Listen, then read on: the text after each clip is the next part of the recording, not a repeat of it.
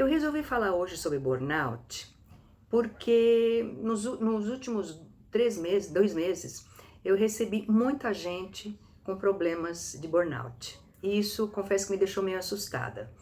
Não só receber já com o burnout instalado, mas algumas pessoas que eu atendo, eu já percebendo que elas estavam caminhando para entrar nessa explosão, né, que é o burnout. Então eu achei melhor a gente falar um pouquinho, relembrar. Eu já falei em outros vídeos sobre o burnout parental, mas agora eu vou focar no burnout profissional. Então o burnout como definição, gente, assim, bem sintética, ele é um colapso emocional. É quando todas as minhas defesas, quando todas as minhas capacidades de controlar, de lidar com a situação falharam, né? Eu vou aos poucos, porque veja, o burnout, ele é um processo cumulativo. Você vai juntando, juntando, juntando, você não acorda, você não vai dormir bem, acorda com burnout, né? Por isso que a gente fala que é uma erosão que tem um início que você não percebe, algum cansaço, uma energia pequena, né? E aí isso vai crescendo, vai evoluindo dos sintomas psicológicos para os sintomas físicos, né? Então, o burnout é a evolução da incapacidade, né, de controlar os meus eventos estressores. Eu fui segurando, segurando, segurando, segurando até que o tacho encheu, né? O burnout, embora ele esteja um pouco ligado, né, ele seja da ansiedade, mas ele é diferente da ansiedade porque ele é um processo cumulativo. A ansiedade, ela já é um processo disruptivo. Ela tem a ver com um fato, né, com um trauma isolado, e aí o indivíduo fica super potencializado nas suas emoções, nos seus pensamentos, que é diferente do burnout. Ele vai caminhando para uma total apagamento. O estresse, ele te leva para cima, né? E o burnout, ele vai te apagando, apagando, apagando até que você entra num colapso emocional e físico, né? Só vou fazer um parênteses aqui para fazer uma diferença entre o estresse e o burnout para ficar um pouquinho mais claro, tá? O estresse, ele pode ser positivo ou negativo. Por exemplo, quando eu vou assistir um jogo no estádio de futebol, eu tenho um estresse quando meu time faz gol. Eu tenho o estresse. Ai, que delícia, maravilhoso, né? Daquela alegria, né? Você fica inflamado. Ou o negativo, quando você está enfrentando algum problema, ou quando você tem situações muito aversivas, né? O burnout já não. Ele é sempre negativo. A existência dele é negativa. O estresse, ele é mais pontual e ele tem uma evolução rápida. O burnout já não. Ele é um estado prolongado de estresse que vai se cronificando quando você não consegue ir enfrentando quando os seus mecanismos de defesa psicológicos não estão conseguindo dar conta do que está acontecendo externamente. Então ele vai evoluindo, ele começa devagarinho e ele cresce. O estresse não, a evolução é mais pontual, né? No estresse, os comportamentos e os sentimentos, eles são mais hiperativados. Então você está muito engajado, o engajado não significa no bom sentido, tá? Você está engajado naquela atividade, você está acelerado, você está ansioso, tudo é muito, né? Com o burnout é diferente. Os comportamentos e os sentimentos são mais embotados, porque tem uma fase que vocês vão ver lá na frente, que é a da despersonalização. É quando ele começa a cindir com a parte afetiva.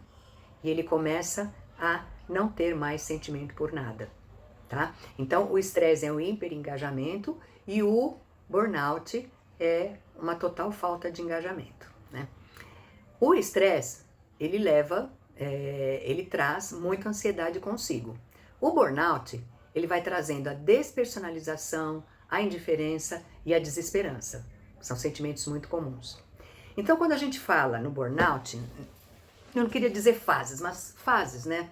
Os pilares do burnout são a exaustão emocional, que é uma sensação, são sentimentos de menos-valia, sentimentos negativos com bastante frequência, né? E eles vão me levando a uma total despersonalização, quando eu trato tudo e todos de uma forma totalmente insensível, mais coisificada, tá? Então nessa fase eu não tenho empatia por ninguém, porque eu não quero saber de ninguém, eu não sinto nada, eu tô cinza, eu fico mais irritável, eu tenho mais ansiedade, mas não é aquela ansiedade ativada, né? É uma tristeza, é uma total desesperança, né? Que vai levando, né, sentindo essas coisas, vai levando a uma baixa realização profissional e pessoal.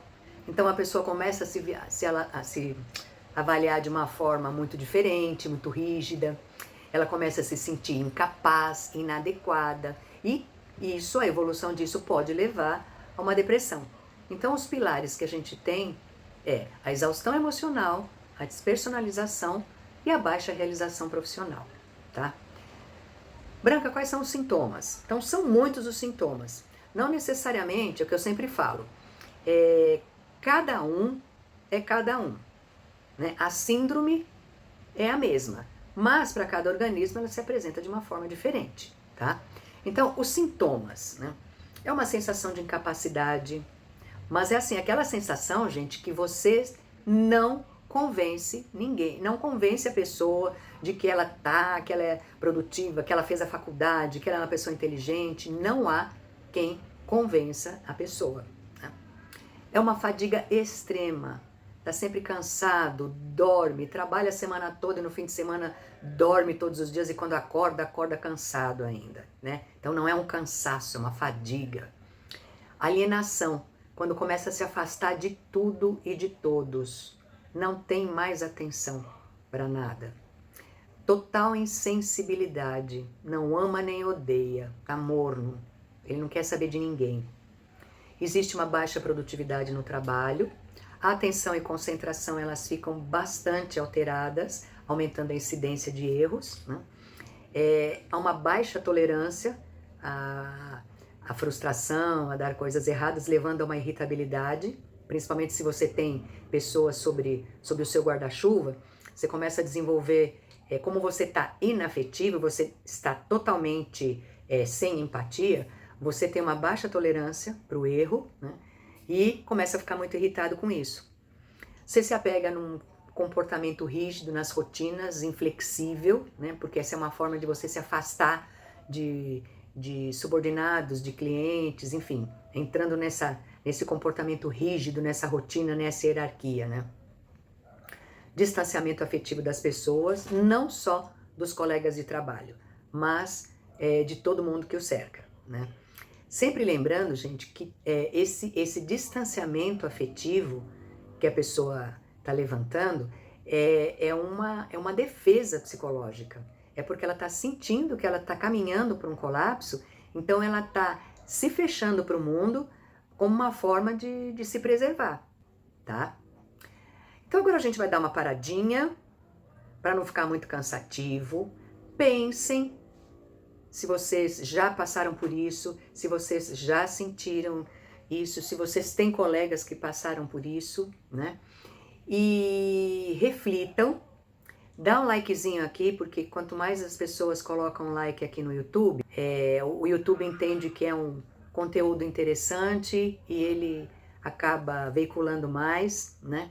Deixa as suas dúvidas e as suas perguntas, porque no próximo vídeo eu vou falar sobre os fatores de risco, as formas de enfrentamento, né? E vou deixar uma frase para vocês sempre analisarem, tá bom? Muito grata pelo carinho com que vocês sempre têm me tratado aqui nessas lives aqui do YouTube, tá bom? Até a próxima!